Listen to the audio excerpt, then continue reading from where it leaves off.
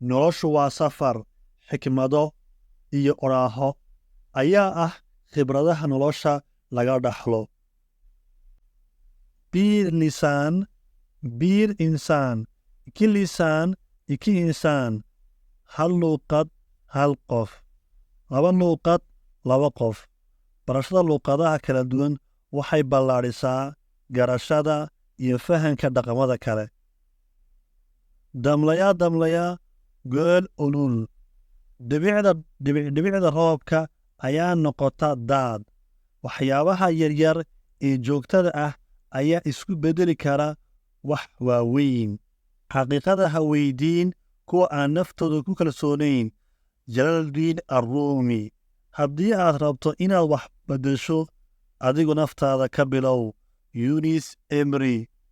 Noloshu waa hibo, waa inaad ku noolaataa mahadnaq. Saciid Nursi. Weligaa ha ku noolaan waxaan run ahayn. Jamiil Merij. Riyadaada run u rog adiga oo dadaal samaynaya. Saciid Nursi. Asalaamu calaykum dhammaantiin, meel kastoo dunida daclida ku sugan tihiin. Ku soo dhowaada Go Fagaare Podcast. Mowduuciina maanta ayaa wuxuu ku saabsan yahay 77 xikmadood oraaho oo laga soo minguuriyey bulshada Turkida qoonyaanada xigmadda u saaxiibka ah, kuwa oo noolaa wakhtiyaal kala duwan, laakiin waxay reebeen xigmad wax ku ool ah oo waya aragnimo oo laga heli karo talooyin waxtar ku ah nolosha iyo horumarka nafta. Haddaba mowduuciina ayaan toos u gudagalaynaa. Sakla samaane, gelid samaane. Kaydka cawska wakhti buu iman doonaa. Waa in waxyaabaha la dayicin, waayo waxaa noqon karaan waxyaabo waxtar leh mustaqbalka. Habaarin dunida, naftaada dhexdeeda ka dhaxel kalsooni. Jalaaludiin Arruumi. Isbeddelka maalinlaha ah waa jidka fahanka iyo waya aragnimada ku salaysan. Saciid Nursi. Ay isku dayin inaad noolaato si aad dadka kale u raaligeliso. Jamiil Merij. Inaad naftaada ogaato waa jidka helinka farxadda dhabta ah. Yunis Emri. Gülme konşuma gelir başıma. Ha ku qoslin deriskaaga, adiga ayaa kugu soo noqon kartaa. Ha ku farxin dhibta dadka kale, maxaa yeelay waayo aragnimadaas oo kale waxaa laga yaabaa inay kugu soo noqoto. Joog yaşayan bilmez, joog gezen bilir. Kii muddo dheer noolaada ma ogaado, kii wax badan socda ayaa ogaada. Safarka iyo waayo aragnimadu kala duwani run ahaantii waxay ku siinaysaa isha ugu weyn ee fahanka nolosha. Aad yashkeen önür. Geedku markuu yar yahay ayaa la toosiyaa. Barbaarinta iyo waxbarashadu run ahaantii waxay ku fiican yihiin in la bilaabo markuu qofku yar yahay. Gulul seven dikanin katlanir. Kii u baxa jacayl waa inuu qodaxda u dulqaataa. Haddii aad jeceshahay waxyaabo qurux badan, waa in aad diyaar u tahay in aad u dulqaadato caqabadaha. Iyirig yab Deniz at balik bilmez Khalid bilir. Xadhiga shabiga badda ku tuur, haddii uusan ogeyn, Allah uu og yahay. Samee wax wanaagsan, kana filo abaalmarin. Haddii ay dadku aysan arkin, Ilaahay uu og yahay. Komşunun kulun muhtaçtır.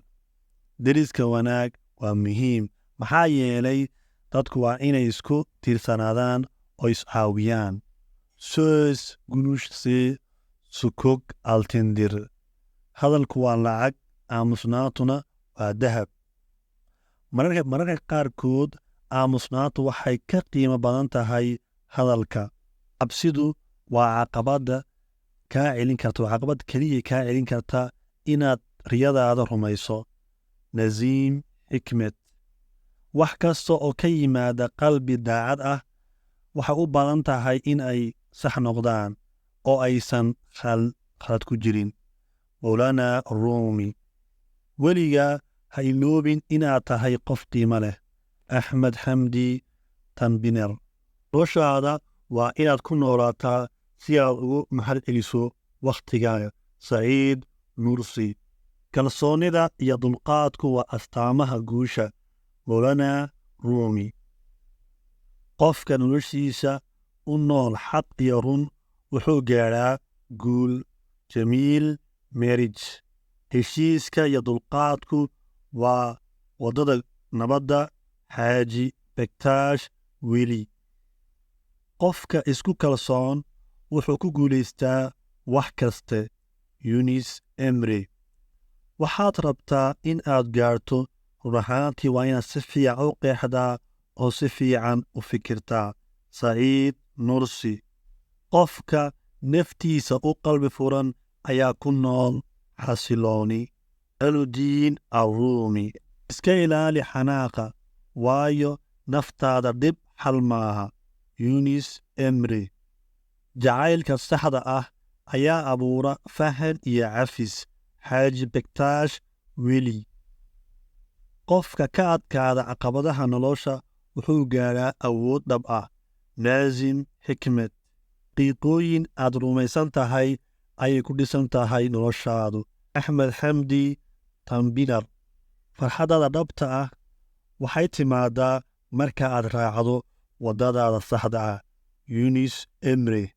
naftaadu waa safar gaara, waa inaad raacdaa jidka u gaar ah si aad u hesho farxad iyo xaqiiqo. Saciid Nursi. qofka garanaya awoodda dulqaadka u guulaysan doonaa. Jamiil Marriage.